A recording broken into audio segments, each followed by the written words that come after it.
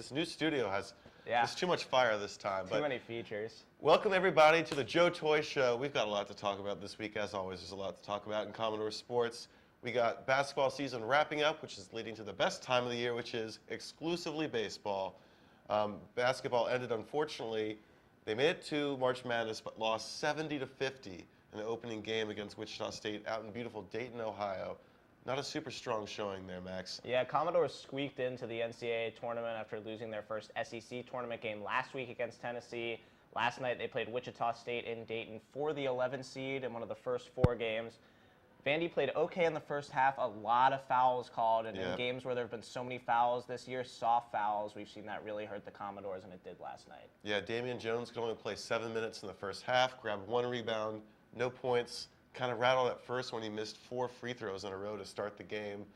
The team somehow, though, came away with a 30-30 tie at the end of the first half, despite missing a ton of free throws, despite only making 2 3-pointers, but it all fell apart in the second half when they gave up an 11-0 run to start, stormed back, but then didn't score a field goal for the rest of the game, only 2 points off free throws. Really, their lack of shooting was just killer. Wichita State, known for their defense, first in the nation according to KenPom.com in defensive efficiency. They held the Commodores to 20% shooting in the second half, 11.1% from 3. Can't win when you shoot like that. Yeah, Joe Toy had 10 points in the first half. He was really strong there, but like you said, the Vandy offense just shut down. They only scored 20 points in the second half of the 70-50 loss. My big key for this game was to see if the Commodores would come out the most motivated they had all season, and I figured they had to for the NCAA tournament. Yeah. And it didn't really happen, and in the second half, they lost whatever spunk they had in the first, so that was really worrisome. Yeah, it's really sad to see. None of the starters got to double-digit points. Riley LaChance also added 10 points, but those guys that scored 26 of their 50 points, they've been averaging about 53 points per game this season. And 50 points is also the least they've scored, so this was a pretty terrible showing overall. I mean, it's just tough. The Wichita State doesn't start anyone over 6'8". They were killing Vanderbilt on the boards, who couldn't box out. It just wasn't really a good look in what likely is Damian Jones and Wade Baldwin's last game he has a Commodore. Yeah, and we saw some of the same things we've seen all season, especially with Damian Jones having trouble. Vandy had the height advantage. They had that in pretty much every game this year, and they still could not get the ball to Damian Jones, which is really disappointing. Wade Baldwin had a pretty quiet game. Jones finished with just 5 points. Wade wasn't wild. He wasn't really turnover prone in this game, but he wasn't a game changer. Matthew Fisher-Davis didn't really come to play, which was disappointing. He didn't play well the last 4 or 5 games of the season, which is tough to see from a guy that Vandy really needs to make threes. But like you said, the big takeaways from this game are the season's over. Vandy, based on this showing, a lot of people are going to say they didn't deserve to be in the NCAA tournament at all, not even in a play-in game like they were. And this is it for Damian Jones and Wade Baldwin, most likely. Damian Jones declared for the NBA draft before the season. This is his junior year, so we expect him to honor that commitment. Of course, he could go back on it. There's some new draft rules that allow him to go through part of the process, then end up coming back, continue to iron out his skills, graduate from Vanderbilt, play out his senior year. He certainly would be one of the key cogs for the team next year. Wade Baldwin hasn't made any declaration of any kind, but as a sophomore, you got to believe that he's going to the NBA. Yeah, they're looking like they're both late lottery, mid-first-round picks, and if you can guarantee yourself that much money, as Kevin Stallings has said, that's going to set you for life. And especially Wade Baldwin, if he stays any longer and continues to turn over balls, he's not going to be a first-rounder anymore, so he might as well leave while he's got his really high stock. Now, the main question left now is, what happens to Kevin Stallings? A lot of people were calling for his head if they didn't make the NCAA tournament. They did, barely, but it wasn't their strongest showing. Yeah, to me, the way I saw this and the way that I think a lot of the athletic administration was looking at it was if they made the NCAA tournament, he was going to stay. If they didn't, he was probably going to get fired, even though he had 2 years left on his contract. But David Williams did say that they were comfortable, even though there were years left, letting him go, and that wouldn't be a factor in it. They did make the NCAA tournament, like you said. They made a play-in game. They lost the play-in game. They didn't play well in that game. It's just a matter of if that's going to be enough for him to keep his job. And I don't think it should be, but I think it could prove that that was enough. And I hate to say it, but the way that he handled this team this year, I don't think he should be able to come back next season. Yeah, it's a little bit of a difficult situation. He's obviously been a great coach who's brought Vandy to more NCAA tournaments than they'd been in the rest of their history. But maybe the tires, wearing kind of thin. I'm still a fan of keeping him because I don't think we can bring in anyone close to his caliber. We're not going to get a Greg Marshall from Wichita State to come over. And, with recent revelations, Yanni Hufnagel is not going to be the coach now. I just don't see them getting much better than Stallings, and he put on a good show there at the end of the season. I'm in favor of keeping him. I also understand why people want to get rid of him, but they're in danger of really ruining this program if they hire a bad coach right after Stallings, who showed that he can bring them to relevance. Yeah, I think there's an argument to be made both ways. I think he will end up being back. That's not the side that I think should be carried out, but I think he will be back for next season. Yeah, there is also the possibility of him resigning and taking a new job. There are rumors that he may be interested in St. Louis, which would be a cool fit, but you sort of wonder also if he leaves, does that mean other people are leaving? Does that mean Luke declares for the draft? Does that mean Fisher Davis transfers? Who knows? That can make it difficult or easier to bring in a transfer point guard next year. Yeah, tough to project for next season because, like you said, coaching options, sometimes people leave or stay or come in based off of that.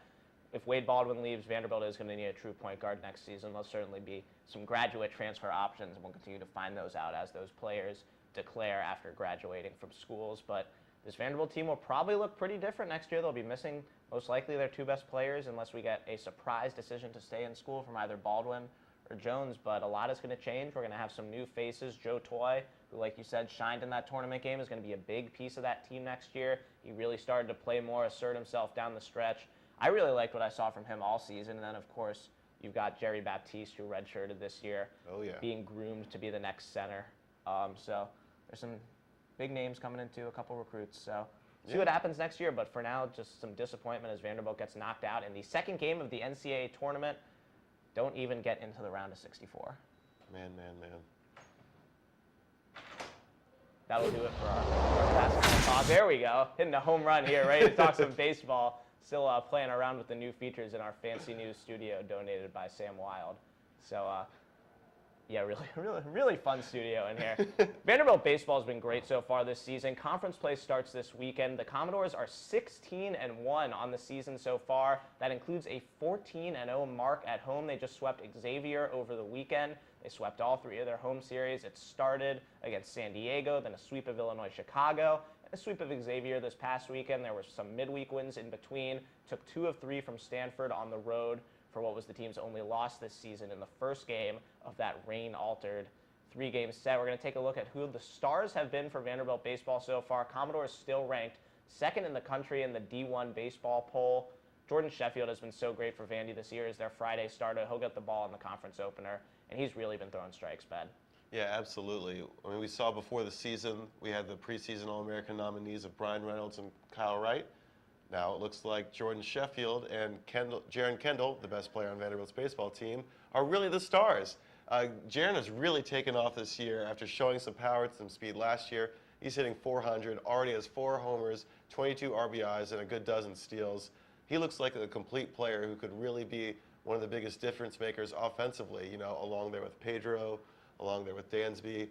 He's got another year left after his sophomore season. Another guy who stood out is Alonzo Jones. He's been one of the few freshmen that's really contributed offensively. He's been hitting at top of the order, bottom of the order, DH, second base, all over wherever they need him.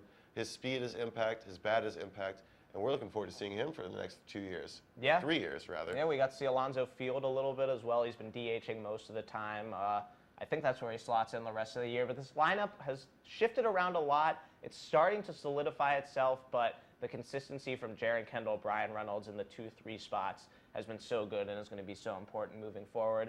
Jaron did get to hit leadoff in Sunday's game, and of course, first time hitting leadoff in his college career means, of course, he's going to hit a leadoff home run in the first inning, like Ben said. He has 4 homers on the year so far. His average down to 400 after being up in the 450s most of the season so far. 26 hits and 65 at-bats for the sophomore outfielder. So Kendall and Reynolds have been really good hitting. Penn Murphy's been hot recently, claiming the first base spot. Kyle Smith has been DHing a little bit. I think we'll keep seeing both of them alternate, but especially against left-handed pitching, Penn Murphy's been so good. 7 for 16 in 4 straight starts, playing first base, driving in runs. He's been a valuable pinch hitter, too, when he hasn't started. Walker Grisanti also has a OPS in the multiple thousands. One of those freshman hitters, Ben said, have been contributing. The freshmen have been strong. We're going to keep seeing the lineup shifted around even into conference play. So exciting to see what the Commodores have in store for this weekend. Yeah, that Stanford series was a test playing on the road, but Mississippi State, this weekend's opponent in the SEC opening series, is really good. They're the number 15 team in the country as of now in the D1 baseball poll, and they just swept Oregon, who's a top 15 team at home this past weekend. So they're coming in just having played a big-time series while Vandy has been playing some lower opponents. That doesn't mean the Commodores won't be ready. They definitely will be, but Mississippi State has already tasted success this season. They've got a big Friday night pitcher in Dakota Hudson, who's a big-time prospect. So Friday night's game especially is going to be real fun, but as we have pretty much every game so far, we're going to learn a lot this weekend. Yeah, I was going to say, one thing I love about the early part of the season is we get to see all these different formations of the lineup. You have Jaron and Brian moving around, different guys starting at shortstop and second, rotation between Connor Kaiser, Ethan Paul, Tyler Campbell. We're seeing all these different outfielders. I'm hoping over the next few series we can see a lineup solidify, sort of figure out who these best players are. Is Rowe going to be able to stay in the lineup, or is Grisanti going to push him out? We'll see. One thing that has been nice is we've seen some players come back from injuries. We saw Hayden Stone's back and throwing, and he's been excellent so far this year. Kyle Wright's been pretty solid as a Sunday starter.